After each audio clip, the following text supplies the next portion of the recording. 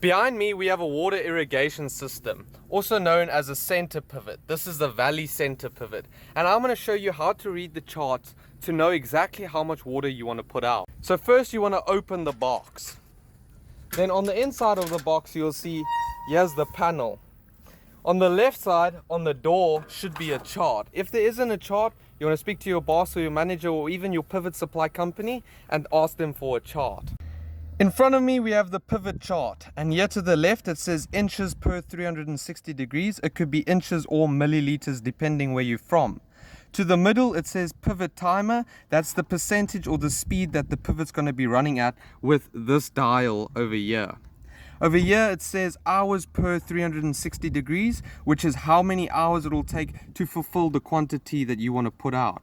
Let's say we're going to put out 4 tenths, right? That'll be 25.4 on our speed dial, somewhere around there.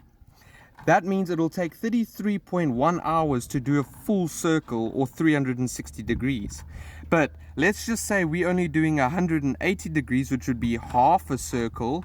Then you take that 33.1 and divide it by 2, which would give you somewhere around 16.5, 16.6, somewhere around there. So that'll work for any one of them. Let's say we want to put out 2 tenths. It's going to be on 50.8. Our speed dial will be on 50.8 hours per degree. It's going to take 16.5 hours for a full 360 degree circle. Now if you want to do half of that and only 180 degrees, again you take the 16.5 and you divide that by 2, which will give you around 8.25 hours. Now you just want to remember, not every pivot chart is the same and most of them are different. So if you've never used a pivot before, or if you're planning on using a pivot in the near future, at least now you know how to read the chart and you're not a complete beginner. Thank me later and best of luck.